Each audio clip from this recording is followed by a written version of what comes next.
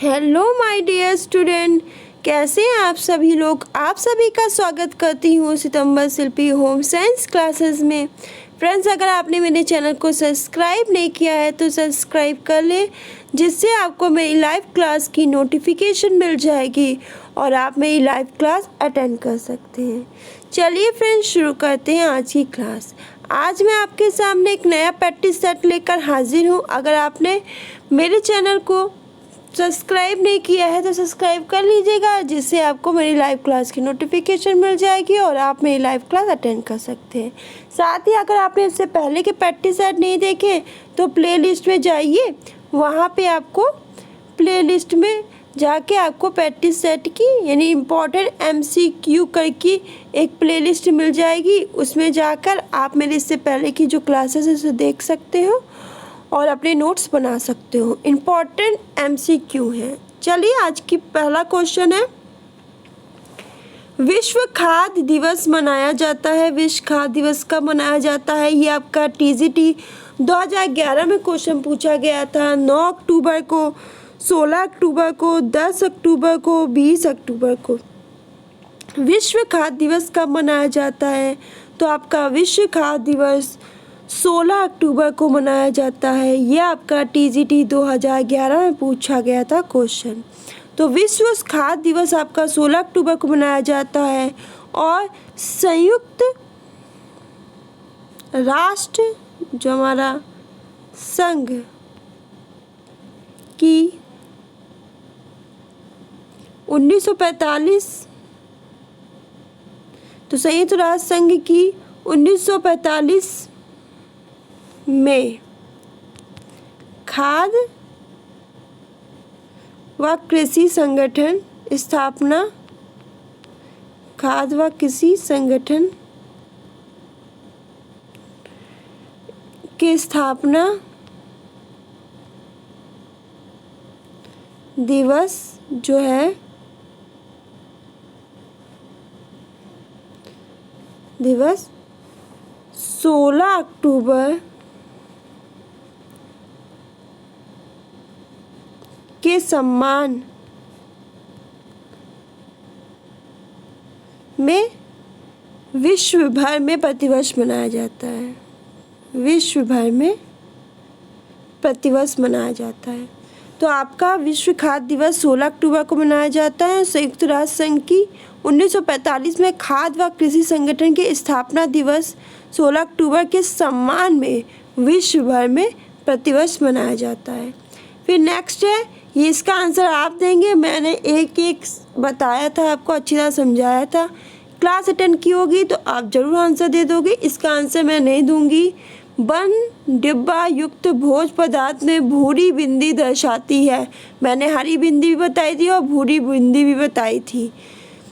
और तो आप इसका आंसर जरूर बताइएगा। बंद डिब्बा युक्त भोज पदार्थ में भूरी बिंदी दर्शाती है भोजन है। TGT 2011 में क्वेश्चन पूछा गया है, शाकाहारी, मांसाहारी, अंडा युक्त तरल। तो इसका आंसर आपको देना है, कमेंट बॉक्स में जरूर बताइएगा। उपभोक्ता संरक्षण अधिनियम आपका कब प्रभाव में आया था? जो आपका उपभोक्ता संरक्षण अधिनियम कब प्रभाव में आया था? ये आपका TGT 2005 में क्वेश्चन पूछा गया है। तो उपभोक्ता संरक्षण अधिनियम आपका कब प्रभाव में आया? इसका आंसर दें। तो आपका उपभोक्ता संरक्षण अधिनियम 1986 में प्रभाव में आया। 1986 में प्रभाव में आया। फिर नेक्स्ट क्वेश्चन है आपका, भारत में उपभोक्ता संरक्षण अधिनियम कब पारित किया गया? PGT 2006 में पूछा गया कि भारत में उपभोक्ता संरक्षण अधिनियम कब पारित किया। ये भी आपका होमवर्क है, इसको भी आप मुझे कमेंट बॉक्स में बताएंगे कि इसका राइट आंसर क्या है, कि भारत में उपभोक्ता संरक्षण अधिनियम कब पारित किया गया? ये क्वेश्चन में मैं करा चुकी हूँ, इसलिए इसका आंसर भी आप ही लोग देंगे। ये पीजीटी 2006 में क्वेश्चन आया है। भारतीय मानक संस्थान ISI की स्थापना किस वर्ष हुई थी? भारतीय मानक संस्थान ISI की स्थापना किस वर्ष हुई थी? 1949 में, 1950 में, 1959 में, 1947 में।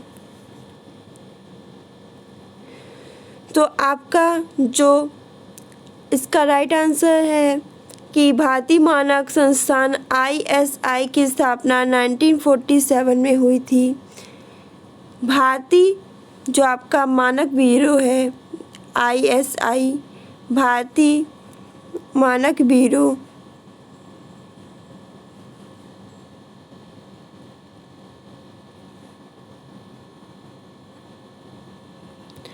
भारत में राष्ट्रीय ये क्या करती है? भारत में राष्ट्रीय मानक निर्धारित करती है।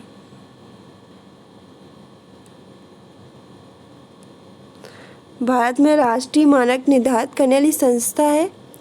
ये साथ ही है उपभोक्ता मामलों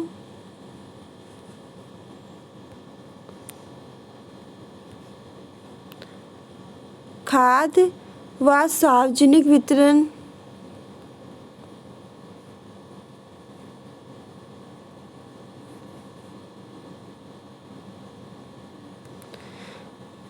मंत्रालय के अधीन कार्य करती है। इससे पहले इसका नाम क्या था? पहले इसका नाम भारतीय मानक संस्थान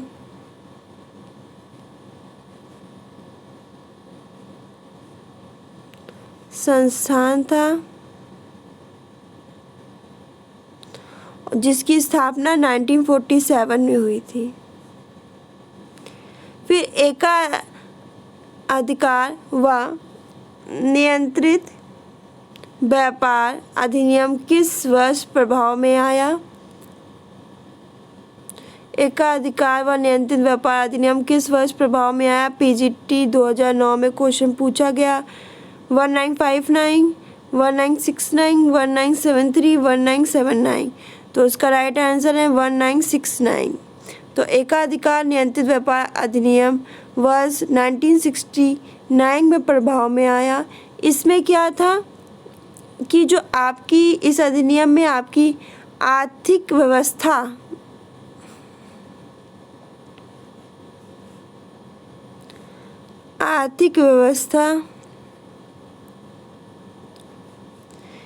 के परिचालन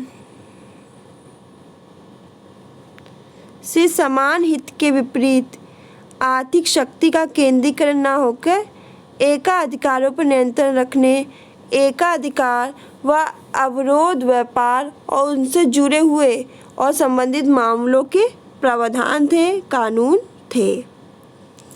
फिर ISI नेक्स्ट क्वेश्चन है ISI चिन्ह किसके द्वारा दिया जाता है? पीजीटी 2013।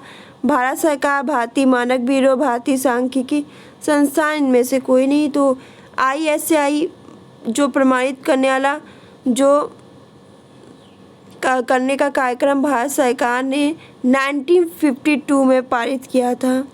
तो इस बात को ध्यान रखिएगा, ISI द्वारा प्रमाणित करने का कार्यक्रम भारत सरकार ने 1952 ईस्वी में पारित किया था। ISI द्वारा जो प्रमाणित वस्तु की शुद्धता व निर्धारित गुणवत्ता की गारंटी प्रदान करता है। निर्धारित वस्तु की जो शुद्धता है और निर्धारित गुणवत्ता की गारंटी प्रदान करता है। और ISI किसके द्वारा दिया जाता है? भारतीय मानक ब्यूरो के द्वारा।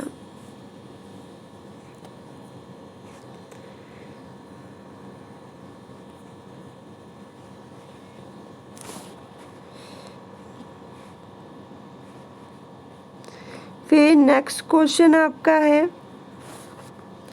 उपभोक्ता संरक्षण विधेयक कब लागू हुआ? पीजीटी 2013। उपभोक्ता संरक्षण अधिनियम कब लागू हुआ? उपभोक्ता संरक्षण विधेयक कब लागू हुआ? उपभोक्ता संरक्षण जो विधेयक है वो आपका कब लागू हुआ? पीजीटी 2013 में पूछा गया। तो इसका राइट आंसर है 6 जनवरी 1987। तो 6 जनवरी 1987 में आपका उपभोक्ता संरक्षण विधेयक लागू हुआ।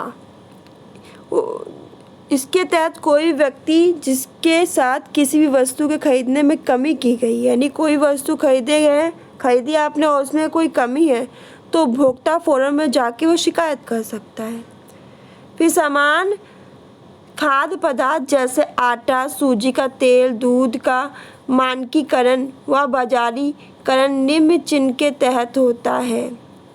आज ये आपका जीआईसी एग्ज़ाम 2009 में पूछा गया था। समान खाद्य पदार्थ जैसे आटा है, आपका सूजी है, तेल है, दूध है का मानकीकरण बाजारीकरण निम्न चिन्ह के अंतर्गत होता है।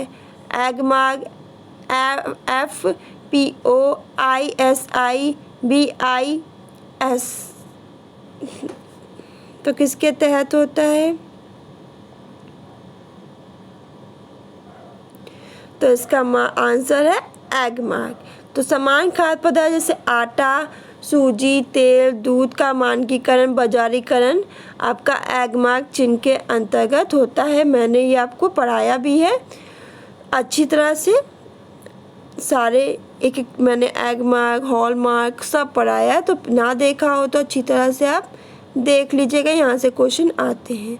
तो फ्रेंड्स आज के लिए बस इतना ही। वीडियो अच्छी लगे तो लाइक करें, शेयर करें, कमेंट करके अपना फीडबैक जरूर दें। धन्यवाद।